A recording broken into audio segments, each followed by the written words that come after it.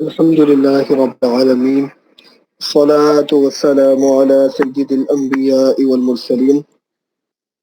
أما بعد فأعوذ بالله من الشيطان الرجيم. بسم الله الرحمن الرحيم.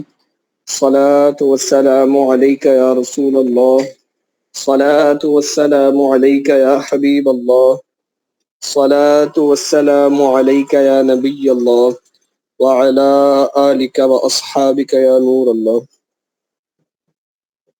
انشاءاللہ تعالی آج ہم اپنے لیول 4 کی کلاس میں توضیح الافلاق کا 8واں باب اقالیم سبعہ کا بیان انشاءاللہ پڑھیں گے. اس میں نئی نئی قسم کی آپ کو معلومات ملے گی. یہی پتہ چلے گا کہ بعض جگہ ایسی جہاں پہ 8 موسم ہوتے ہیں، ہمارے یہاں پہ 4 ہوتے ہیں، ادھر 8 ہوتے ہیں.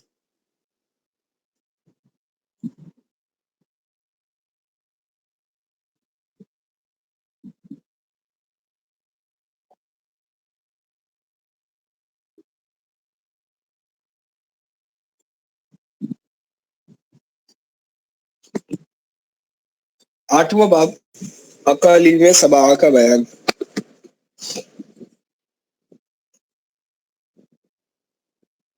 معدل النہار اور افق استوائی کے تقاطع سے سطح ارض کے 4 مساوی حصے ہو گئے ہیں. ان میں سے ایک ربع شمالی آباد ہے، باقی 3 ربع تہہ آب یا غیر آباد ہے. تہہ آب یعنی پانی کے نیچے ہے یا پھر غیر آباد ہے. یہ متقدمین کی تحقیق ہے، اور اقالیم سبع بھی متقدمین کی تحقیق کے ساتھ سے یہ بیان کیے گئے. اسی ربع شمالی کو ربع مسکون کہا جاتا ہے. سر یہ بھی اکثر کے اعتبار سے نا ایسا نہیں. اور پھر جس دور کی یہ بات فران اس کے بعد بھی کافی زیادہ فرق آ چکا ہے.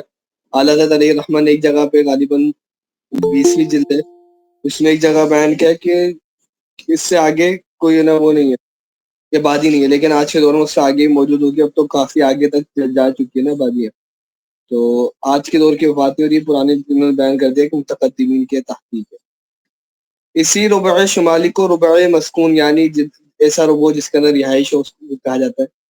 اس لیے اس کے اکثر حصے میں لوگ بستے ہیں.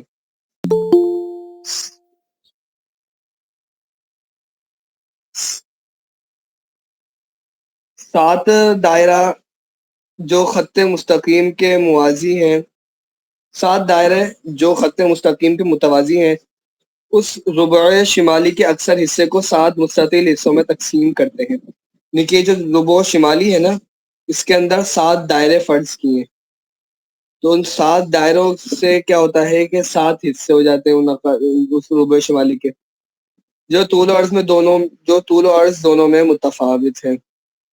یہ 7 حصے 7 اقلیم ہیں.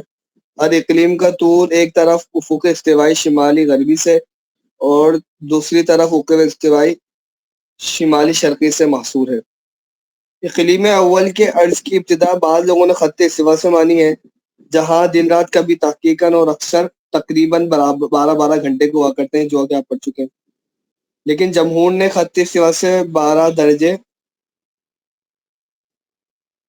40 دقیقے عرض شمالی تک اقالیم سبعہ سے خارج مانا ہے. یعنی کہ 12 تک اقالیم سبعہ سے خارج مانا ہے، 12 سے اس کی ابتدا کی ہے. اور جبکہ انہوں نے جمہور کا بیان کیا صاحب سلم السما یعنی کہ مفتی ظفر الدین بہاری علیہ الرحمٰن نے سلم السما کے اندر جو خط استوا سے ہی اس کی ابتدا کی ہے. تو سب کے اپنے اپنے تحقیقات ہیں. اب بیان کر رہے ہیں کون سے اقلیم کون سے درجے سے شروع ہوگا. اقلیم اول کی ابتدا 12 درجے 40 دقیقہ عرض شمالی سے مانی ہے. انہوں نے طول بلد بیان نہیں کی، جبکہ مفتی ظفر الدین بہاری علیہ الرحمٰن نے سلم السما کے اندر طول بلد بیان کی گئی، اس سے طول بلد سے شروع ہوگا. اقلیم اول کی ابتدا 12 درجے 40 دقیقہ عرض شمال سے مانی ہے، جہاں سب سے بڑا دن 13.25 گھنٹے کا ہوتا ہے. اور اقلیم ثانی کی ابتدا وہاں سے ہے جہاں سے سب سے بڑا دن 13.25 گھنٹے کا ہوتا ہے، جس کا عرض شمالی 20 درجہ 27 دقیقہ ہے. اب دیکھیے انہوں نے ایک بات بیان کی نا، ابتدا بیان کر دی. تھا اگلے والے کی ابتدا بیان کرنا پیچھے والے کی انتہا کو بیان کر دے گا اس انداز سے. تو انشاءاللہ یہ میں نے کافی ٹائم پہلے لکھا بھی تھا، تو میں اس کو آپ کی تصویر بھی سینڈ کر دوں گا، تو اس میں مزید آپ کے لیے آسان ہو جائے گا. دیکھیے گا شارٹ کر کے بیان کیا ہے، ہر ایک کی ابتدا بیان کر رہے ہیں تو ہر ایک کی ابتدا بیان کریں گے تو پچھلے والی کی انتہا خود ہی بیان ہو جائے گی۔ میں سال کی ابتدا وہاں سے ہے جہاں سب سے بڑا دن 14.25 گھنٹے کا ہوتا ہے، جس کا عرض شمالی 27.5 درجے ہے۔ اقلیم رابع کی ابتدا وہاں سے ہے جہاں سب سے بڑا دن 14.25 گھنٹے کا ہوتا ہے، جس کا عرض شمالی 33 درجہ 37 دقیقہ ہے۔ اقلیم رابع کی ابتدا وہاں سے ہے جہاں سب سے بڑا دن 15.5 گھنٹے کا ہوتا ہے، جس کا عرض شمالی 38 درجہ 54 دقیقہ۔ جی شہر کے اندر جام جو ہے یہ اقلیم ثالث میں آئے گا۔ کیا کہہ رہے ہیں؟ شہر کے اندر جام یہ اقلیم ثالث میں آئے گا۔ کون سا شہر؟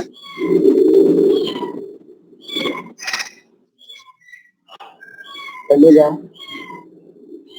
اچھا اچھا، جی جی، یہ سارا پور تقریباً پاکستان میں آ جائے گا، تقریباً اس میں اقلیم ثالث میں آئے گا۔ پھر ان کو جو ایک ہی اقلیم میں کیا ہے نا، تو اس وجہ سے کیا ہے کہ ان کے جو خواص ہیں نا وہ ایک جیسے ہیں۔ آگے پوری اس کی وضاحت آئے گی کہ ایک کو ایک ایک اقلیم میں کیوں اس طرح سے رکھا ہے۔ کوئی دیکھیں کوئی اقلیم بڑا ہے کوئی چھوٹا ہے تو ان کے خواص ایک جیسے ہیں۔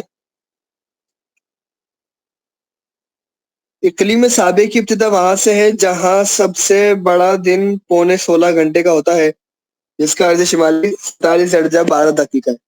اقلیم سامع کا آخر بعضوں کے نزدیک وہاں ہے جہاں آبادی ختم ہوتی ہے، جس کا عرض شمالی 66.5 درجہ ہے، لیکن جمہور کے نزدیک اقلیم سابع کا آخر وہاں ہے جہاں کا سب سے بڑا دن 16.25 گھنٹے کا ہوتا ہے، جس کا عرض شمالی 50 درجہ 20 دقیقہ ہے۔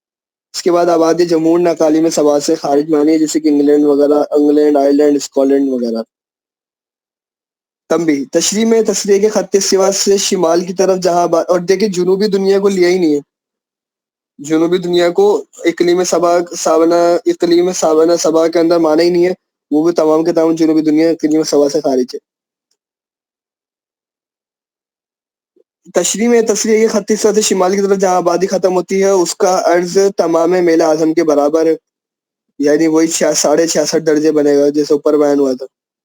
اور بیتلہیم نے جغرافیہ میں تنصیص کیے کہ خط سوا سے جنوب کی طرف 16 درجے، اب جنوب کی طرف کی بات ہو رہی ہے، جنوب کی طرف 16 درجے 25 دقیقہ تک آبادی ہے، لہٰذا جنوب اور شمالی وادیوں کا عرض امتداداً تقریباً 83 درجے ہے، یعنی کہ 66.5 درجے ان کے اور جنوب کے 16 درجے، تو 66 اور 16 کو پلس کرتے ہیں تو 82 بنتا ہے، اور ان کے دقیقے وغیرہ کو ملائیں گے تو تقریباً 83 بن جائے گا۔ جب بیان کیا کہ شمال اور جنوبی اور شمالی وادیوں کا جو ٹوٹل عرض ہے وہ کا امتداد ہے وہ تقریباً 83 درجے ہے۔ چنانچہ تصریح میں ہے فعرض المعمور على هذا القول وهو ان المعمور احد الربعين الشمالين والعمارة تنتهي حيث يساوي ارضه تمام المیل الاعظم۔ معمور کہتے ہیں جو آباد شدہ علاقہ ہو، آباد شدہ علاقے کا عرض اس قول پر، اور وہ قول کیا ہے کہ جو آباد شدہ علاقہ ہے وہ دو شمالی کے جو ربع ہیں ان کا ایک حصہ ہے، اور عمارت انتہا ہوتی ہے اس کی، جو آباد شدہ علاقہ ہے اس کی انتہا ہوتی ہے یہاں تک کہ اس کا عرض تمام میل اعظم کے برابر ہو جائے۔ تو کیا ہے 66 جزءاً 66 درجے اور 66.5، وہی والی بات آ گئی۔ واما علامہ ذکرہ مسلم فی جغرافیہ فعرض المعموری ای فامتداد عرض المعموری 83 جزءاً تقریباً 83 درجے۔ تو وہ 83 درجے کیسے بنے گا؟ تو اس کو بیان کر دیا کہ وہ جنوبی کو ملا کر بنے گا تقریباً، لأن مجموعہ عرض المعمور الشمالی وعرض المعمور الجنوبی 83 جزء الخمس دقائق۔ تو اس انداز سے پوری وضاحت کر دی کہ جو بعض دیگر نے 83 درجے بیان کیے تو وہ 83 سے پورا شمالی کی 83 مراد نہیں ہے بلکہ وہ جنوبی کی ملا کر 83 ہے۔ سب ان کی کیفیتیں بیان ہو رہی ہے نا، ہر تقریباً مختلف قسمیں کریں گے، پھر ان کی بیان کریں گے ان کا کیا معاملہ ہے، کیا کیفیت ہے۔ تو یہ ہونا تو یہی چاہیے کہ اس کو تصاویر کے ذریعے کریں، اور کلاس لیٹ کرنے کی بھی وجہ یہی تھی کہ اس کو میں اس کی تصاویر کے ذریعے کر لوں۔ لیکن کوئی تصویر ایسے ہے نہیں کہ جو 360 ٹائم مطلب تو ایک اچھا خاصا دکھائے. اور گلوب ہوتا تو اس کے ذریعے ایک اچھا ہو جاتا, لیکن فی الحال گلوب بھی میرے پاس موجود نہیں ہے. ہاں لیکن وہ پھٹ گیا تھا تو اس کی ہوا وغیرہ اس میں رہ نہیں ہے. انشاءاللہ یہ تصاویر وغیرہ یہ ادھار رہیں گی. اللہ پاک نے چاہا تو پھر موقع ملے گا, یا کوئی اس طرح لیپ ٹاپ کے اندر ہی کوئی چیز سمجھ آ گئی کہ کس طرح سے اس کو بیان کیا جا سکتا ہے, تو انشاءاللہ پھر کوئی کسی کلاس میں اس کو بیان کریں گے. ورنہ انشاءاللہ پھر اللہ پاک نے چاہا تو گلوب میرا لینا ہے, حیدرآباد میں مل نہیں رہا, کراچی میں ملے گا, تو کوشش تو ہے جلد سے جلد آ جائے, تو انشاءاللہ پھر ورنہ اس کے ذریعے پھر عرض کر دیں گے. کوئی اکثر چیزیں تو انشاءاللہ اللہ پاک نے چاہا تو سمجھ آ جائیں گی, مطلب مزید ایک ہوتا ہے نا سمجھ تو آ جائیں گی, امپلیمنٹ ہو جاتا ہے تو زیادہ مزہ آتا ہے. انشاءاللہ وہ امپلیمنٹ بس باقی رہ جائے گا. خط استوا پر بسنے والوں کے لیے سمت الراس پر آفتاب سال میں 2 دن نصف النہار کے وقت آتا ہے. آسان سی بات ہے, 21 مارچ یعنی جس دن آفتاب اعتدال ربیعی پر پہنچتا ہے, اور 24 ستمبر جس دن آفتاب اعتدال خریفی پر پہنچتا ہے. جب آفتاب سمت الراس پر پہنچے تو سایہ بالکل معدوم ہوتا ہے. سال میں 2 دن آفتاب ان کے سمت الراس سے اس قدر دور دکن یا اتر ہو جاتا ہے, یعنی شمال جنوب کی جانب ہو جاتا ہے, دکن جنوب اور اتر شمال.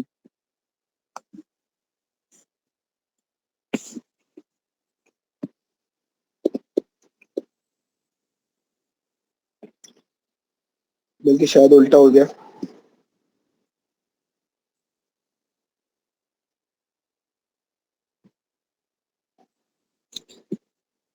بلکہ صحیح ہے, دکن جنوب ہے اور اتر شمال. جس قدر دوری کبھی نہیں ہوتا, جس قدر دور کبھی نہیں ہوتا, یعنی 22 جون کو جس دن آفتاب انقلاب شفیع پر پہنچتا ہے, اور 22 دسمبر کو جس دن آفتاب انقلاب شفیع پر پہنچتا ہے. نصف النہار کے وقت ان لوگوں کا سایہ کبھی دکن اور کبھی اتر کی جانب ہوتا ہے, ان کی شمال میں ہوتا ہے تو سایہ ان کے جنوب میں, کبھی ان کی جنوب میں ہوتا ہے تو سایہ ان کے شمال میں بن جاتا ہے. آفتاب جب کسی اعتدال پر پہنچتا ہے تو وہاں گرمی, بڑی مزے کی بتانے والی ہے حیران کو لیے. آپ جب کسی اعتدال پر پہنچتا ہے تو وہاں گرمی کی ابتدا ہوتی ہے. اب سوچیں کتنی دفعہ آتا ہے سال میں, 2 دفعہ, تو گرمی کتنی دفعہ آئے گی, 2 دفعہ آئے گی. اور جب کسی انقلاب پر پہنچتا ہے تو وہاں جاڑے کی ابتدا ہوتی ہے. انقلاب میں کتنی دفعہ پہنچتا ہے, 2 دفعہ, تو ان کے یہاں پہ کیا ہوگا, 2 دفعہ سردی آئی.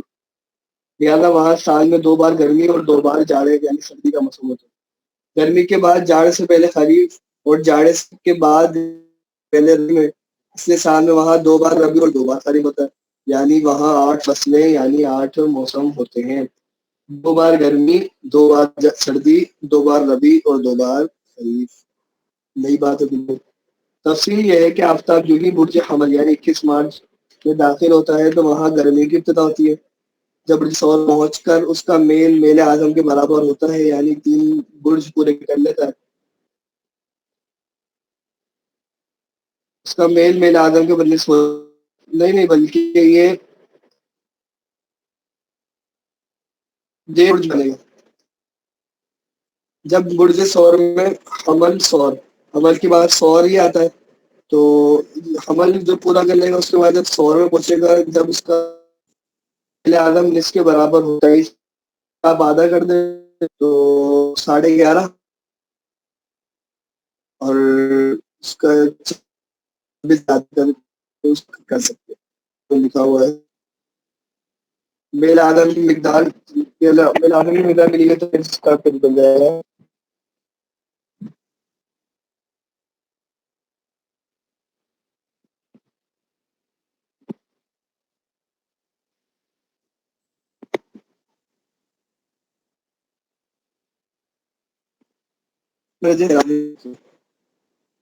چھبیس تک کی تو بات سمجھ نکالا, ٹھیک ہے, جلدی تحقیق کی ہے. تو وہاں خریف کی ابتدا ہوتی ہے, اور جو ہی برج سرطان میں داخل ہوتا ہے وہاں جاڑے کی ابتدا ہوتی ہے. اور جب برج دلو میں پہنچ کر اس کا میل اعظم سے نصف ہو جاتا ہے تو ربیع کی ابتدا ہوتی ہے. اس سے ظاہر ہوتا ہے کہ فصول کا مدار میل شمس سے نہ کہ تقویم شمس. تقویم شمس ہوتا تو پھر مسئلہ الگ ہو جاتا. چنانچہ میل منفی ہوتے ہی گرمی کی ابتدا, اور میل اعظم ہوتے ہی جاڑے کی ابتدا ہوتی ہے. میل منفی یعنی مائنس نہیں, 0 ہوتے ہی, جب 0 ہوگی تو اعتدال پر ہوگا، جب اعتدال پہ ہوگا ہم پیچھے پڑ چکے، گرمی پہ شروع ہوگی، اور جب ختم ہوتے ہی جاڑے کی ابتدا ہوتی ہے، اور میلہ اعظم کا نصف ہوتے ہی ربیع یا خریف کی ابتدا ہوتی ہے۔ لہٰذا میل شمس کی مقدار اور فصول کا مدار جاننے والے یہ اچھی طرح جانتے ہیں کہ وہاں تمام فصلیں برابر نہیں ہیں۔ دونوں بار گرمی، دونوں بار ربیع کا زمانہ تقریباً 1 مہینہ، دونوں بار جاڑا، اور دونوں بار خریف کا زمانہ تقریباً 2 مہینہ ہے۔ یہ کس جگہ کی بات چل رہی ہے ابھی؟ یہ خط استوا کی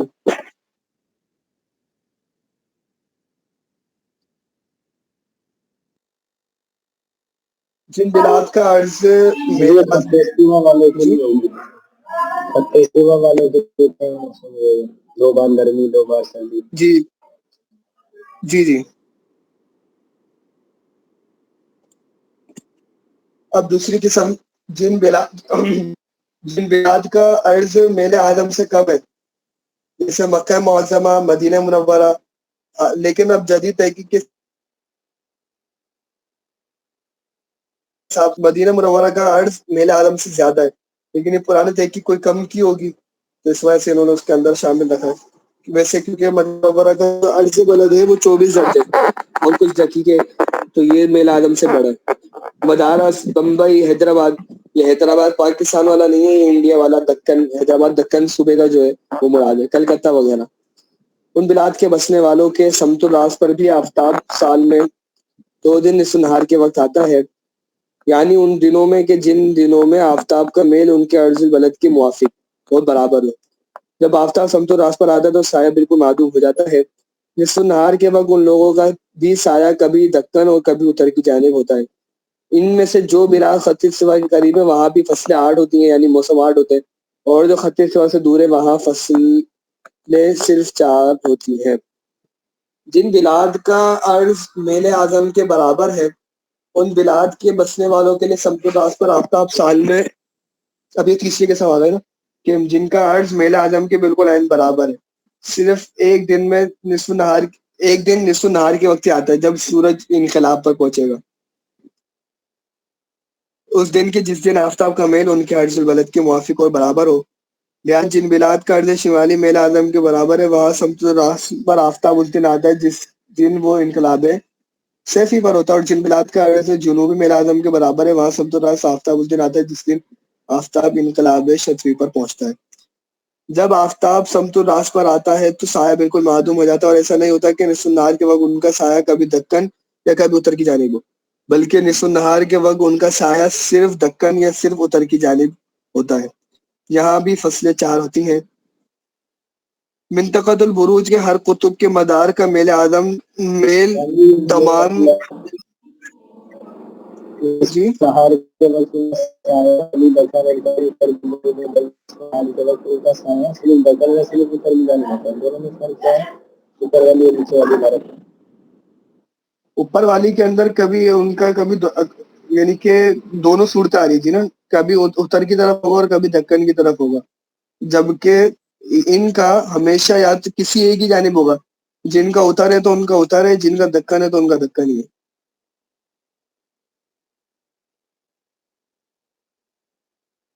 یہ فرق ہے۔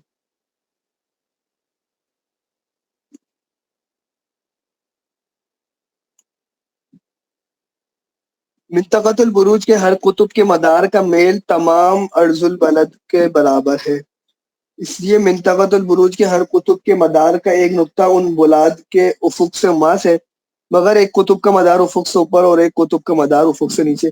یہ وہ بات ہے جس کے لیے میں چاہ رہا تھا کہ ایک تصویر کے ذریعے ہو جائے۔ کچھ دن 2-3 دن میں نے کلاس لیٹ کی بھی اسی وجہ سے تھی کہ تاکہ مجھے وقت ملے اور میں تصویر وغیرہ ڈھونڈ لوں، لیکن وہ ڈھونڈ نہیں سکا ہوں۔ انشاءاللہ جلد اس پر وغیرہ بنوانے کی کوشش کرتے ہیں، کچھ نہ کچھ اس کا حل نکالیں گے۔ اس لیے ان بلاد میں ہمیشہ منطقۃ البروج کا ایک قطب افق کے اوپر اور دوسرا قطب افق سے نیچے رہتا ہے، اور منطقۃ البروج کا ہر قطب روزانہ افق سے ایک مرتبہ مماس ہوتا ہے۔ اب چوتھی قسم، جن بلاد کا عرض میل اعظم سے زیادہ اور تمام میل اعظم سے کم ہے، جیسے کہ بریلی شریف، مونگیر، لاہور، گجرات اور پاکستان کے کئی علاقے، بلکہ پورا کا پورا پاکستان اسی میں آ جائے گا۔ ان بلاد کے بسنے والوں کے لیے سمت راست پر آفتاب کبھی بھی نہیں آتا، ان میں کبھی بھی نہیں آتا، ہمارے یہاں تو پاکستان میں کبھی بھی نہیں آتا۔ ان کا کسی دن معدوم ہوتا ہے اور نصف نہار کے وقت ان کا بھی سایہ صرف دکن یا اتر کی جانب ہوتا ہے، یہ وہی والے انہی کی طرح ہوگا، لیکن ان کے سمت و راست پر آتا تھا، ان کے سمت و راست سے نہیں آتا، یہ فرق ہے۔ ان بلاد میں ایک انقلاب کی مدار کی قوس نہاری سمت و راست اور معدل کے درمیان، اور دوسرے انقلاب کے مدار کی قوس نہاری معدل اور افق کے درمیان ہے۔ آفتاب جس دن ایسے انقلاب میں آتا ہے کہ مدار کی قوس نہاری سمت و راست اور معدل کے درمیان ہے، اس دن نصف نہار کے وقت سب دنوں میں سے زیادہ قرب آفتاب کو سمت و راست سے ہوتا ہے، اور اس انقلاب سے معدل تک میل آدم ہے، اور معدل سے افق تک تمام عرض البلد ہے۔ اس لیے اس دن وہاں نصف نہار کے وقت افق سے آفتاب کا ارتفاع اسی قدر ہوتا ہے جس قدر میل اعظم عرض البلد کا مجموع ہو۔ آفتاب جس دن اس کے مدار کی قوس نہاری معدل اور افق کے درمیان ہے، اس دن وہاں نصف نہار کے وقت سب دنوں سے تھوڑا قرب آفتاب کو سمت و راست سے ہوتا ہے، اور معدل سے افق تک تمام عرض البلد ہے، اور معدل سے اس انقلاب تک میل اعظم ہے۔ اس لیے اس دن وہاں نصف نہار کے وقت افق سے آفتاب کا ارتفاع اسی قدر ہوتا ہے جس قدر کے تمام عرض البلد سے میل اعظم کو گھٹانے پر حاصل تفریق ہو۔ پانچویں قسم، جن بلاد کا عرض تمام میل اعظم کے برابر ہے۔ تب تک کہ تمام میل اعظم کے برابر، تمام میل اعظم کیا بنے گی؟ تو وہ بنے گی آپ کی 66 درجے اور 34 دقیقے۔ اللہ، وہاں پر انقلاب کے مدار کا میل تمام عرض البلد کے برابر ہے، اس لیے ہر انقلاب کے مدار کا ایک نقطہ افق سے مماس، مگر ایک انقلاب کا مدار افق سے اوپر اور ایک انقلاب کا مدار افق سے نیچے ہے۔ جس انقلاب کا مدار افق سے اوپر ہے وہ انقلاب ہمیشہ ظاہر رہتا ہے، اور جس انقلاب کا مدار افق سے نیچے ہے وہ انقلاب ہمیشہ خفی رہتا ہے۔ انقلاب ظاہر کا مدار جن دو نقطوں پر دائرہ نصف النہار کا تقاطع کرتا ہے، ان میں سے ایک نقطہ افق سے مماس اور دوسرا نقطہ سمت و راست اور معدل کے درمیان ہے۔ اس لیے آفتاب جب انقلاب یہ ظاہر پر آتا ہے تو آفتاب اس دن وہاں نچدار انقلاب پر 2 بار اور کبھی 4 بار آتا ہے، اور دن میں تقریباً 24 گھنٹے اور کبھی 48 گھنٹے، اور دن تقریباً 24 اور کبھی 48 گھنٹے کا ہوتا ہے، اور اس دن وہاں مقیاس کا سایہ اس کے چاروں طرف گھومتا ہے، اور ایسا اگرچہ دیگر بلاد میں بھی ہوتا ہے مگر ان سب میں خط سیوا کے زیادہ قریب ہے، تو سایہ یہ وہ بھی یہی بنتا ہے، لیکن کیا ہے کہ ادھر ایک الگ صورت ہے کہ عرض بڑا بھی ہے پھر بھی سایہ چاروں طرف گھوم رہا ہے۔ اسی وجہ سے شرح تغمینی میں ہے کہ وَهَذَا أَوَّلُ الْمَوَاضِعِ الَّتِي تَدُورُ فِيهَا الظِّلُّ حَوْلَ الْمِقْيَاسِ۔ تو جبھی یہ بولا میں ادھر تو ایک نارمل صورت ہوتی ہے لیکن یہاں پر ایک الگ سی صورت ہے، اسی وجہ سے کہا جاتا ہے، شرح تغمینی میں لکھا ہوا ہے کہ یہ پہلی جگہ ہے جہاں پر سایہ مقیاس کے گرد پورا گھومتا ہے۔ آفتاب جب انقلاب ظاہر میں ہوتا ہے اور دائرہ نصف النہار کے ایسے نقطے پر آتا ہے کہ جو سمت و راست اور معدل کے درمیان ہے، تو سب دنوں سے زیادہ قرب آفتاب کو سمت و راست ہوتا ہے، اور افق سے آفتاب کا ارتفاع میل اعظم کا دوگنا ہوتا ہے۔ اس لیے کسی انقلاب ظاہر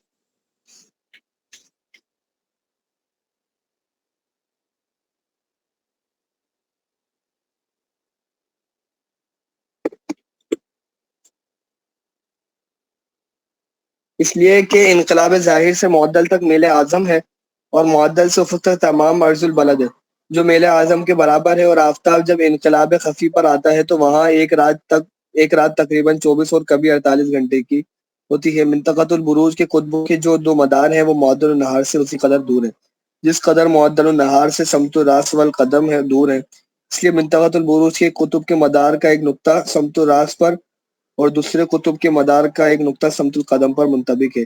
وہاں ہر چکر میں صرف ایک مرتبہ منطقۃ البروج کا ایک قطب سمت الراست پر اور دوسرا قطب سمت القدم پر آیا کرتا ہے، اور جب کسی دائرہ عظیمہ کا ایک قطب سمت الراست پر اور دوسرا قطب سمت القدم پر منطبق ہوتا ہے تو وہاں دائرہ عظیمہ افق پر منطبق ہو جاتا ہے۔ لہذا جب منطقۃ البروج کے قطب وہاں سمت الراست پر اور دوسرا قطب سمت القدم پر منطبق ہوتا ہے تو وہاں دائرہ منطقۃ البروج افق پر منطبق ہو جاتا ہے، اور مارہ بالاقطاب الاربعہ سمت الراست والقدم سے گزرتا ہے۔ لہذا مارہ بالاقطاب الاربعہ دائرہ نصف النہار پر منطبق ہو جاتا ہے، اور انقلابین پر افق کا تقاضا کرتا ہے، جبکہ انقلاب شتوی معدل النہار سے ہمیشہ جنوب کی طرف اور انقلاب صیفی معدل النہار سے ہمیشہ شمال کی طرف لیتا ہے۔ تو افق پر دائرہ منطقۃ البروج دائرہ نصف النہار پر مارہ بالاقطاب الاربعہ کے منطبق ہو جانے سے نقطہ جنوب پر انقلاب شتوی اور نقطہ شمال پر انقلاب صیفی منطبق ہو جاتا ہے۔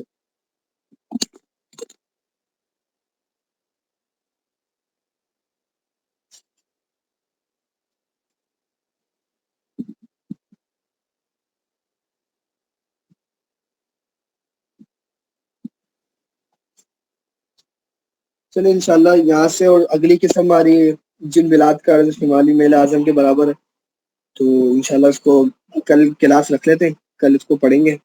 اور ویڈیو آج میں اپلوڈ نہیں کرتا، انشاءاللہ یہ آج کی اور کل کی ایک ہی کلاس کو شمار کر کے فی الحال کچھ کیسے اس طرح کی ہے، تو اس کو پیر کو انشاءاللہ پڑھیں گے، تو اس کی ویڈیو بھی میں اس کو ایک ساتھ ملا کر ہی اپلوڈ کر دوں گا۔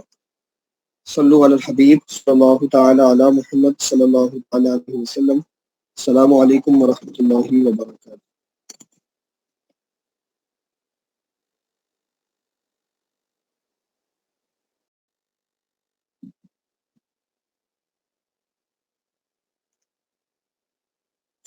چھ بروج جدید الحوت حمل سور جوزہ ایک ساتھ غروب کر جاتے ہیں۔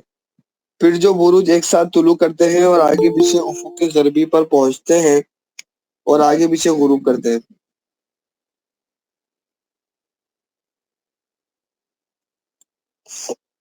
اور جو بروج ایک ساتھ غروب کرتے ہیں وہ آگے پیچھے افق کے شرقی پر پہنچتے ہیں اور آگے پیچھے طلوع کرتے ہیں۔ پیچھے کی طرح ہی ہوگا، سارا کا سارا الٹ چلے گا۔ اب ایک اور قسم، جن بلاد کا عرض تمام میل اعظم سے زیادہ ہے۔ پچھلی والی صورت تھی کہ جن بلاد کا عرض میل اعظم کے برابر ہے، اب میل اعظم سے زیادہ ہے اور ربع دور یعنی 90 درجے سے کم ہے، وہاں نہ سمت الراس پر منطقۃ البروج کا کوئی قطب آتا ہے، نہ کبھی سمت القدم پر، بلکہ اس کے دونوں قطب سمت الراس اور سمت القدم سے ہمیشہ دور رہتے ہیں۔ منطقۃ البروج کے ہر قطب کے مدار کا میل وہاں کے تمام عرض البلد سے زیادہ ہے، اس لیے وہاں منطقۃ البروج کے قطب کا مدار ظاہر اور اس کے ایک دوسرے قطب کا مدار خفی ہے۔ دائرہ نصف النہار مسئلہ نمبر 12۔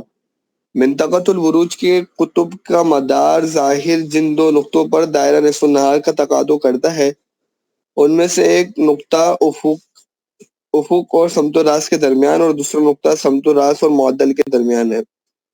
منطقۃ البروج کا قطب ظاہر وہاں جب دائرہ نصف النہار کے ایسے نقطے پر پہنچتا ہے جو سمت الراس اور معدل کے درمیان ہے تو ہر گھڑی سے زیادہ قرب اور اس قطب کو سمت الراس سے ہوتا ہے۔ تمام میل اعظم سے وہاں کا عرض جتنا زیادہ ہے قطب ظاہر سے اسی قدر سمت الراس سے معدل کی طرف دور ہے۔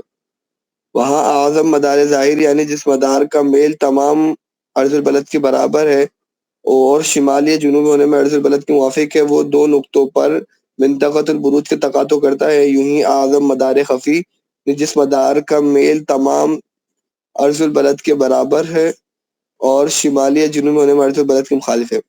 اب دیکھیے کہ آپ کو ایک یہاں پہ اعظم مدار خفی اور اعظم مدار ظاہر، پیچھے ہم نے کی تعریفات پڑھی تھی تو نکالنے کا طریقہ نہیں آیا تھا، اب یہاں پر ان کے نکالنے کا طریقہ بھی آ گیا کہ اگر آپ یہ چاہتے ہیں کہ کبھی بھی آپ اعظم مدار ظاہر نکال لیں یا اعظم مدار خفی نکال لیں تو آپ کیا کریں کہ جس مدار کا میل تمام عرض البلد کے برابر ہوگا وہ اعظم مدار ظاہر ہے اور شمالی جنوب ہونے میں عرض البلد کے موافق ہوگا، اور یوں ہی اعظم مدار خفی بس عرض بلد اور عرض بلد کے شمالی جنوبی ہونے میں عرض بلد کے مخالف ہوگا، تو اس طرح سے آپ اس کو نکال سکتے ہیں۔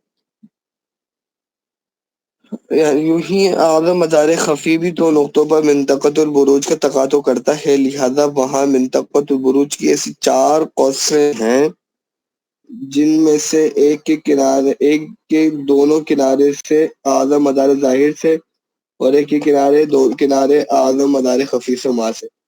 باقی 2 قوسوں میں ہر ایک کا کنارہ اعظم مدار ظاہر سے اور دوسرا کنارہ اعظم مدار خفی سے مماس ہے۔ منطقۃ البروج کی جو قوس کے جس قوس کے دونوں کنارے اعظم مدار ظاہر سے ماس ہے، وہ افق قوس ہمیشہ افق سے اوپر رہتی ہے اور کبھی غروب نہیں کرتی، اس لیے اس قوس کا مدار کا میل تمام عرض البلد سے کم نہیں ہے اور شمالی یا جنوبی ہونے میں عرض البلد کے موافق ہے۔ اس قوس کے منتصف پر انقلاب ظاہر ہے، خواہ سیفی ہو یا شتوی۔ منطقۃ البروج یہ جس قوس کے دونوں کنارے اعظم مدار خفیف و ماس ہیں۔ ان ساری باتیں چل رہی ہیں، میں آپ کو پہلے عرض کر چکا ہوں کل کہ یہ تصاویر کے ذریعے ہونی چاہیے، انشاءاللہ اس کی تصاویر کی مجھے کوشش ہے، انشاءاللہ اللہ پاک نے چاہا تو جلد مل جائیں گی، کوئی نہ کوئی طریقہ ڈھونڈ رہا ہوں، تو پھر انشاءاللہ جب یہ زیادہ اچھا سمجھ آئے گا۔ ابھی تو ہو سکتا ہے کہ سارے ابھی سن رہے ہوں لیکن ایک سارا جاری ہے اوپر سے، تو اس کا حق بھی بنتا جانے گا، زبانی سے بہت مشکل ہے کہ سمجھ آئے، تو انشاءاللہ اللہ پاک نے چاہا تو اس کے مل جائے گی کوئی نہ کوئی تصویر کے کوئی طریقہ مل جائے گا، تو پھر اس کو عرض کروں گا انشاءاللہ، یا دوسرے انداز سے انشاءاللہ عرض کروں گا۔ یہ آپ پر باقی ہے، یہ سمجھے کہ یہ صرف ابھی ہم نے پڑھ لیا ہے لیکن اس کو سمجھنا بھی اچھے طریقے سے ہمارا باقی۔ منطقۃ البروج کی جس قوس کا ایک کنارہ اعظم مدار ظاہر سے اور دوسرا کنارہ اعظم مدار خفی سے مماس ہے اور اس قوس کے منتصف پر اعتدال ربیعی ہے، اس قوس کا طلوع معکوس اور غروب مستوی ہوتا ہے۔ طلوع معکوس کیا ہوتا ہے وہ آگے بیان ہو رہا ہے۔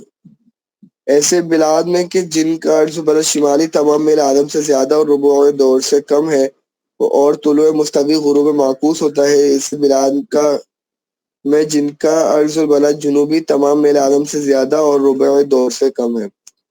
منطقۃ البروج کی جس قوس کا ایک کنارہ اعظم مدار ظاہر سے اور دوسرا کنارہ اعظم مدار خفیف سے مماس ہے اور اس قوس کے منتصف پر اعتدال خریفی ہے، اس قوس کا طلوع مستوی اور غروب معکوس ہوتا ہے۔ ایسے بلاد میں کہ جن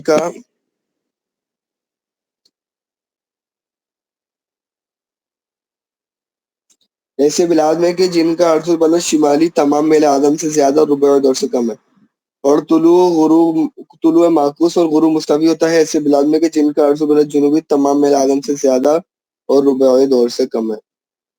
فائدہ: برج کا آخری حصہ پہلے اور اول حصہ پیچھے یعنی بعد میں طلوع ہونے کو طلوع معکوس کہتے ہیں، اور برج کا آخری حصہ پہلے اور اول حصہ پیچھے غروب ہونے کو غروب معکوس کہتے ہیں۔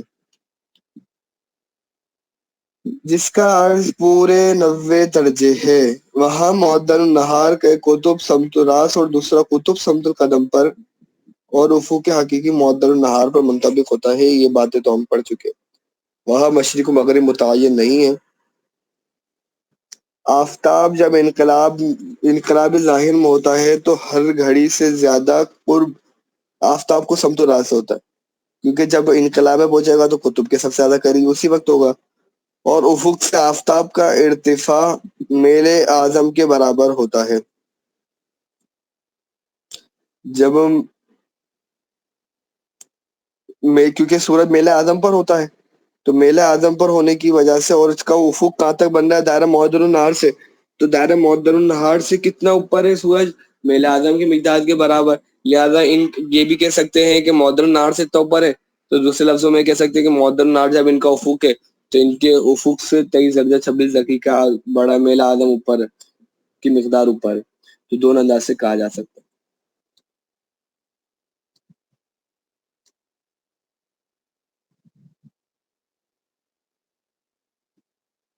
وہاں ایک سال شمسی صرف ایک دن رات کا ہوتا ہے، مگر قطب شمالی کے نیچے دن بڑا اور رات چھوٹی ہوتی ہے، اور قطب جنوبی کے نیچے رات بڑی دن چھوٹا ہوتا ہے۔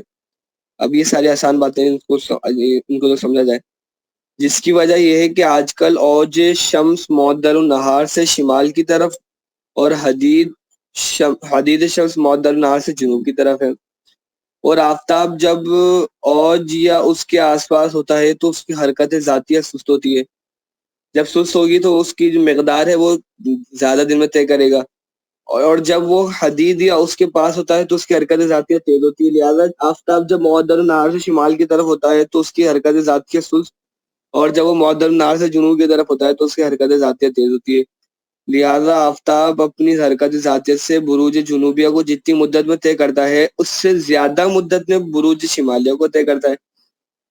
تفصیل یہ ہے کہ 24 ستمبر سے 21 مارچ تک تقریباً 178 دن 178 دن آفتاب بروج جنوبیہ میں رہتا ہے، اور 21 مارچ سے 24 ستمبر تک تقریباً 187 دن وہ بروج شمالیہ میں رہتا ہے. یعنی بروج جنوبیہ میں آفتاب کے رہنے کی جو مدت ہے اس سے تقریباً 9 دن زیادہ وہ بروج شمالیہ میں رہتا ہے. انشاءاللہ 2 منٹ بعد پھر ہم مزید آگے پڑھتے ہیں.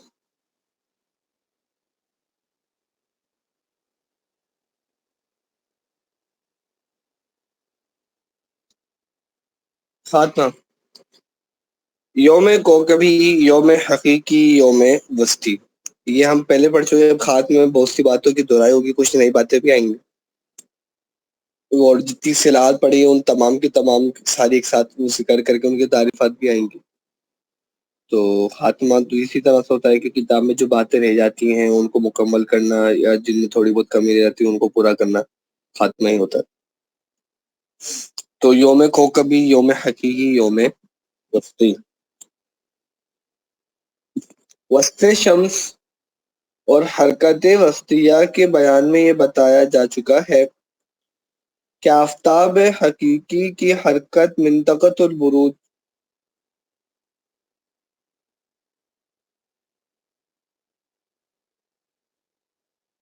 آفتاب حقیقی کی حرکت منطقۃ البروج پر مرکز عالم کے ارد گرد کبھی سریع ہوتی ہے اور کبھی بطیء، لیکن حکماء نے ایک دوسرا آفتاب فرض کیا ہے جس کی حرکت انہوں نے منطقۃ البروج پر مرکز عالم کے ارد گرد یکساں مانی ہے. لہذا آفتاب حقیقی کی حرکت ذاتیہ آفتاب فرضی کی حرکت ذاتیہ سے کبھی تیز اور کبھی سست ہوتی ہے.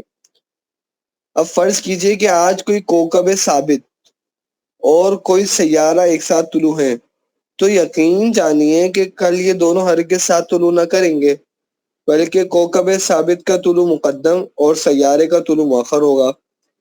اس لیے کہ سیارہ کوکب ثابت سے مشرق کی طرف ہٹ جائے گا، لہذا افق پر سیارہ کچھ دیر بعد آئے گا.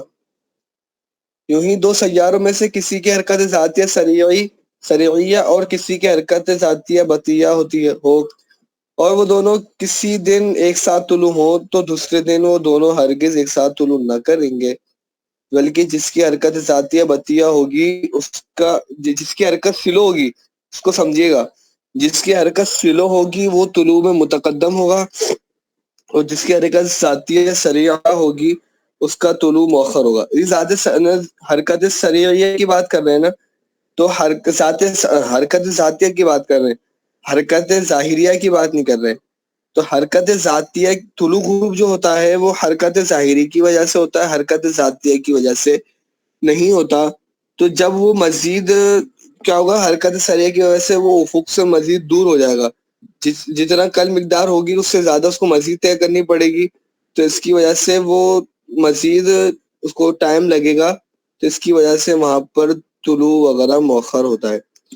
لہذا حکماء نے ایام 3 طرح کے مانے ہیں: یوم کوکبی، یوم حقیقی، یوم وسطی. اب تعریفات ان تینوں کی. یوم کوکبی اس زمانے کو کہتے ہیں جس میں کسی کوکب ثابت کی حرکت غربیہ 360 درجے ہو. حرکت غربیہ پیچھے پڑ چکے ہیں، کون سی ہوتی ہے؟ ایسی حرکت جو طلوع مشرق سے مغرب کی طرف. یوم حقیقی اس زمانے کو کہتے ہیں جس میں آفتاب حقیقی کی حرکت غربیہ 360 درجے. وہاں پہ کوکب ثابت کی تھی، یہاں پر حقیقی ہے، آفتاب حقیقی. اور یوم وسطی میں سے اتنا فرض ہے کہ وہ آفتاب فرضی کی ہوتی ہے. اس زمانے کو کہتے ہیں جس میں آفتاب فرضی کی حرکت غربیہ 360 درجے. یوم کوکبی سے یوم حقیقی اور یوم وسطی ہمیشہ بڑے ہوتے ہیں، اور یوم حقیقی سے یوم وسطی کبھی بڑا اور کبھی چھوٹا ہوتا ہے، اور کبھی دونوں برابر ہوتے ہیں. تعدیل ایام کبھی 0 ہوتی ہے، کبھی زیادہ ہوتی ہے، کبھی کم ہوتی ہے. اسی وجہ سے یوم حقیقی اور یوم وسطی آپس میں فرق رہتا ہے. اب یوم کی ابتدا کہاں سے ہوتی ہے؟ یوم کی ابتدا یوں تو جس آن سے چاہے مان سکتے ہیں، لیکن عرف عام میں طلوع آفتاب سے دن مانا جاتا ہے، اور شریعت میں غروب آفتاب سے یوم کی ابتدا مانی گئی ہے. اور کچھ نجومیوں نے نصف النہار سے، اور کچھ نجومیوں نے نصف اللیل سے یوم کی ابتدا معنی ہے، لیکن اسلامی نقطہ نظر یہی ہے کہ غروب آفتاب سے یوم کی ابتدا ہوتی ہے، یعنی ہمارے یہاں پہ رات مقدم ہے اور دن مؤخر ہے، اور جو دنیاوی عرف عام کے اندر ہے ان کے یہاں پہ دن مقدم ہے، رات مؤخر ہے۔ نہار حقیقی، نہار وسطی۔ نہار حقیقی اس زمانے کو کہتے ہیں جس میں آفتاب حقیقی افق سے اوپر ہو، نہار وسطی اس زمانے کو کہتے ہیں جس میں آفتاب فرضی افق سے اوپر ہو، حقیقی اور فرضی۔ نہار عرفی، نہار نجومی، نہار شرعی۔ نہار عرفی اس زمانے کو کہتے ہیں جس میں آفتاب حقیقی کا کوئی حصہ افق مرئی سے اوپر ہو، اس زمانے کو نہار نجومی اس زمانے کو کہتے ہیں جس میں آفتاب حقیقی کا مرکز افق حقیقی سے اوپر ہو۔ اب دیکھیں کہ دو فرق ہو گئے۔ نہار عرفی کے اندر یہ بولا ہے کہ آفتاب حقیقی کا کوئی حصہ، تو کیا ہوگا، کوئی حصے کے اندر بالائی کنارے اوپر آئے گا، اور کیا بولا افق مرئی سے، تو انکسار بھی آ گیا کہ انکسار والا یہ افق مرئی ہوتا ہے اور یہ 33 درجے نیچے ہوتا ہے۔ اور جب آفتاب حقیقی کا کوئی حصہ ہوگا، کوئی حصے کی بات ہوگی تو بالائی کنارہ پہلے آئے گا، تو اس وقت بودھ سمتی کیا بنتی ہے، مانا تقریبی اعتبار سے 90 درجے 50 درجے کی بنتی ہے۔ اور نہار نجوم میں کیا بولا، آفتاب حقیقی کا مرکز اور وہ بھی افق حقیقی سے اوپر ہو، لہٰذا عین 90 درجے پر یہاں پر یہ دن شروع ہوگا۔ نہار شرعی اس زمانے کو کہتے ہیں کہ جو صبح صادق سے غروب آفتاب تک ہو۔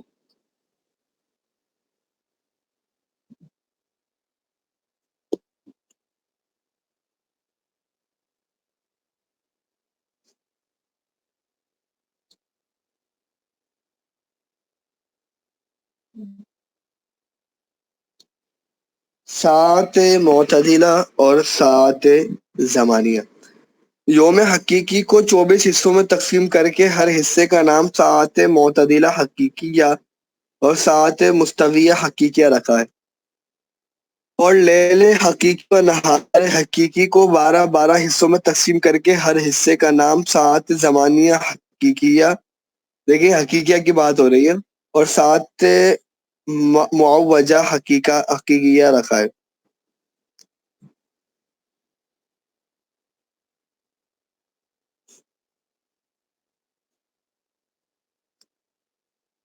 ایک یوم حقیقی میں جس طرح ساعت معتدلہ حقیقیہ 24 ہوں گی، ساعت زمانیہ حقیقیہ بھی 24 ہوں گی، لیکن دونوں قسم کی ساعتوں میں دو باتوں کا فرق ہے۔ اول، لیل و نہار کی ساعت زمانیہ حقیقیہ ہمیشہ 12 ہوں گی، اور جب رات بڑی اور دن چھوٹا ہوگا تو لیل کی ساعت معتدلہ حقیقیہ 12 سے زیادہ اور دن کی ساعت معتدلہ حقیقیہ 12 سے کم ہوں گی۔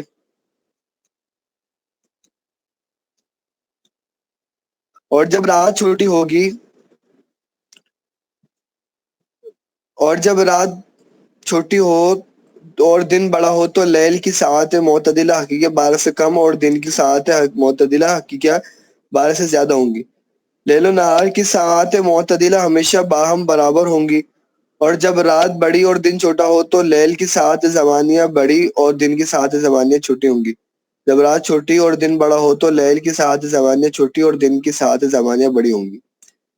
یوم حقیقی کی طرح یوم وسطی کو بھی 24 حصوں میں تقسیم کیا گیا ہے، ہر حصے کا نام ساعت معتدلہ وسطیہ اور ساعت مستویہ وسطیہ رکھا ہے۔ اور لیل و حقیقی و نہار حقیقی کی طرح لیل وسطی و نہار وسطی کو بھی 12 حصوں میں تقسیم کیا گیا ہے، ہر حصے کا نام ساعت زمانیہ وسطیہ اور ساعت معوجہ وسطیہ رکھا ہے۔ تنبیہ: یوم حقیقی سے یوم وسطی کبھی بڑا اور کبھی چھوٹا ہوتا ہے، اور کبھی دونوں برابر ہوتے ہیں، اس لیے ہر یوم حقیقی میں 24 ساعت معتدلہ وسطیہ نہیں ہوتی بلکہ کم زیادہ ہو جاتی ہیں، اور آج کل کی گھڑیوں میں ساعت معتدلہ وسطیہ ہی مروج ہے۔ ہماری جو گھڑیاں ہوتی ہیں اس پہ ساعت معتدلہ وسطیہ ہوتی ہیں، یعنی کہ پورے کے پورے 24 گھنٹے ہوتے ہیں۔ اس لیے آج کل کی گھڑیوں سے کسی یوم حقیقی میں پورے 24 گھنٹے ہوتے ہیں، اور کسی یوم حقیقی میں 24 گھنٹے سے کچھ کم، اور کسی یوم حقیقی میں کچھ زیادہ ہوتا ہے۔ شمسی سال و قمری سال۔ شمسی سال اس زمانے کو کہتے ہیں جس میں آفتاب منطقۃ الوروج کے کسی نقطے سے جدا ہو کر پھر اسی نقطے پر واپس آ جاتا ہے۔ قمری سال، ٹھیک ہے، یہ سمجھ گئے، آسان بات ہے، منطقۃ الوروج کی جس حصے سے چلا ہے تو واپسی اسی جگہ پہ آ جائے گا تو ایک سال پورا ہو جائے گا۔ اور قمری سال اس زمانے کو کہتے ہیں کہ جس میں ماہتاب آفتاب کے مقابل ہونے کی وجہ سے کوئی خاص وجہ 13ویں بار حاصل ہوتی ہے، یعنی کہ جو محاق ہوتا ہے، جو ہم پڑھ چکے ہیں کنجکشن محاق، جس کے اندر سورج اور چاند ایک ہی اس میں لائن میں آتے ہیں، تو وہ 13ویں دفعہ ہوگا تو ایک سال پورا ہو جائے گا، یعنی کہ 12 دفعہ ہو چکا ہوگا، یعنی 12 مہینے گزر چکے ہوں گے تو ایک سال پورا ہو جائے گا۔ اب مقدار کتنی ہے؟ تنبیہ: شمسی سال کی مدت میں بہت اختلاف ہے، جن میں ایک قول یہ ہے کہ شمسی سال 365.24225 دن ہوتے ہیں، یعنی ایک سال شمسی 365 دن 5 گھنٹے 48 منٹ 50 سیکنڈ 24 تھرڈ کا ہوتا ہے۔ یہی وجہ ہے کہ ہر چوتھے سال فروری 29 دن کی اور پوری صدی پر 28 دن کی مانی جاتی ہے، اور ہر چوتھی صدی کی بھی فروری 29 دن کی مانی جاتی ہے۔ اچھا، صفحہ نمبر 28 پر بھی یہ بات آئی ہے کہ کون سا سال 29 کا ہوتا ہے، اس میں میں نے کہا تھا کہ مجھے ایسا محسوس ہو رہا ہے کہ عبارت کے اندر غلطی ہے، تو اس کو میں نے بتایا تھا کہ میں بعد میں مزید کنفرم کر کے آپ کو بتاؤں گا، تو وہ عبارت پہ غلطی نہیں تھی، وہ عبارت درست تھی، میرے سمجھنے میں تھوڑی سی کمی ہو رہی تھی، تو آج اس کی جو مکمل وضاحت ہے وہ عبارت دوبارہ آ رہی ہے، تو اگر وہاں بھی جو کچھ لکھا ہو یا کچھ وضاحت باقی رہ گئی ہو تو یہاں سے اس کو مکمل کر لیجیے گا۔ کس طرح سے ہے؟ ضابطہ یہ ہے کہ جو سن شمسی 4 سے پورا تقسیم ہو جائے ایک شرط، اور 25 سے پورا تقسیم نہ ہو۔ اب اگر یہ صورت پائی جائے گی تو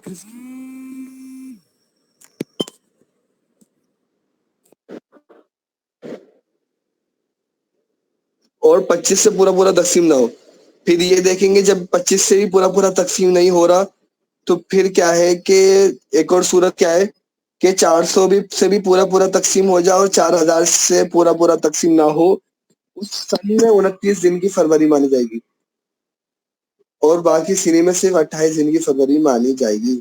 دیکھیے مثال کے طور پہ 2023 چل رہا ہے،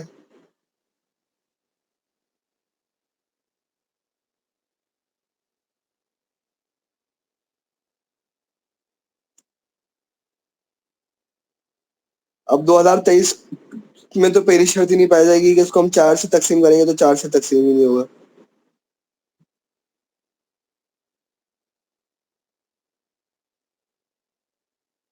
پورا تقسیم ہی نہیں ہو رہا، تو اس کے اندر تو پتہ چل گیا کہ یہاں پر 29 فروری نہیں آ سکتی نا، مطلب فروری 29 کا نہیں ہو سکتا۔ اب 2024 کو چیک کر دیں،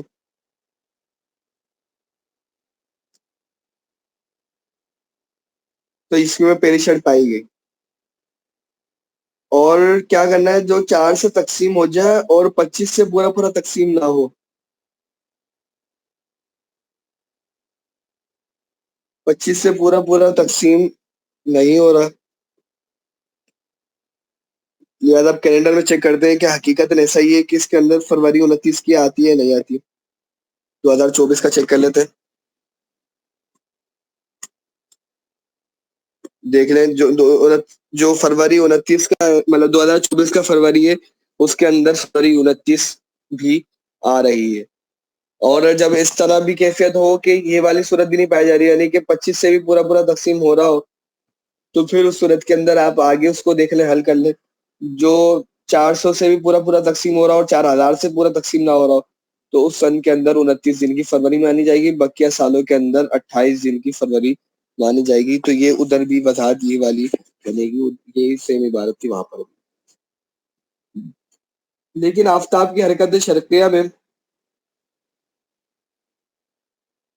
میں کسی وجہ سے تیزی یا سستی پیدا ہو جائے گی تو یہ ضابطہ منسوخ ہو جائے گا، لیکن ابھی تک اس طرح کی کیفیت ہے نہیں۔ قمری سال کی مدت، یہ چلیں مزید بات بھی عرض کرتا ہوں، یہ کہ مختلف طریقے کا ادا کیے گئے. پہلے کے دو یعنی کہ اسی سال کی ابتدا میں یعنی کہ حضور صلی اللہ تعالیٰ علیہ وسلم کے دور مبارک سے بھی پہلے فروری 29 کی ہوتی ہی نہیں تھی, وہ 28 ہی کی فروری لیتے تھے. پھر ہر سال ہر 4 سال میں ایک دن کا فرق آتا رہا, یہاں تک کہ انہوں نے تقریباً کوئی 100 ہجری کے بعد یہ اس طرح سے ہدایت و تقویم کرنا مفتی افضل محسن گیری علیہ الرحمہ نے لکھا ہے کہ انہوں نے تقریباً 11-12 دن شارٹ کیے, نکال دیے تھے کیونکہ بہت زیادہ فرق پڑ گیا تھا. پھر انہوں نے تسلیم کیا کہ بھائی ہر 4 سال بعد ایک 29 فروری آ جائے گی, لیکن کیا ہوتا تھا ہر 100 سال کے بعد جا کے ایک دن میں فرق پڑتا رہتا تھا. تو کیا ہوا کہ 1582 کے اندر ان 1582 تو وہاں پر کیا ہوا کہ 10 دن سے زیادہ کا فرق پڑ گیا. تو انہوں نے کیا کیا کہ بعض ملکوں والوں نے 30 سپٹمبر کے بعد 10 اکتوبر ڈائریکٹ مانی اور 10 دن کا گیپ کیا, 10-11 دن کا گیپ دیا, اور بعض نے 4 اکتوبر کے بعد پھر 5 اکتوبر سے 15 اکتوبر تک اس کو حذف مانا. اس طرح سے کیفیت ہوئی. پھر یہ فرض کیا گیا کہ بھائی ہر 34 سال میں بھی 29 فروری کی ہوگی, اور ہر 400ویں سال کے اندر بھی 29 فروری کی ہوگی, اور ہر صدی میں نہیں ہوگی, یعنی کہ 100ویں سال میں نہیں ہوگی, 200ویں سال میں نہیں ہوگی, 300 سال میں نہیں ہوگی, اور کیا ہوگی پھر 400 سال ہوگا, چوتھی صدی جو آئے گی اس کے اندر ہوگا. قمری سال کی مدت 354.367 دن بتائی گئی ہے, یعنی 354 دن 8 گھنٹہ 49 منٹ. اس حساب سے فی زماننا دونوں میں 10 دن 20 گھنٹہ 59 منٹ 50 سیکنڈ 24 سیکنڈ کا تفاوت ہے. فائدہ, ایک سال شمسی میں 1.03689 سال قمری ہوتا ہے, اور ایک سال قمری میں 0.9602245 سال شمسی ہوتا ہے. یعنی ایک سال شمسی قمری کا یہ دوبارہ اس کو بیان کیا 1.30689 ہے, اور ایک قمری سال شمسی سال کا 0.97022.45 ہے. تو اس طرح سے فرق ہوتا ہے. جب بھی کیا مہینے تبدیل ہوتے ہیں, جو مہینہ کبھی کسی کبھی جیسے رمضان ہے, کبھی سردیوں میں کبھی گرمی میں آتا ہے, تو اس کی وجہ بھی یہی سبب بنتا ہے کہ دونوں سالوں کے اندر 11 دن کا فرق ہے, کبھی 10 دن کا فرق پڑتا ہے اور کبھی 11 دن کا فرق پڑتا ہے. انشاءاللہ تعالی شمسی مہینہ اور قمری مہینہ اس کو کل پڑھیں گے. صلو علی الحبیب صلی اللہ تعالی علی محمد صلی اللہ تعالی علیہ وسلم. السلام علیکم ورحمۃ اللہ وبرکاتہ.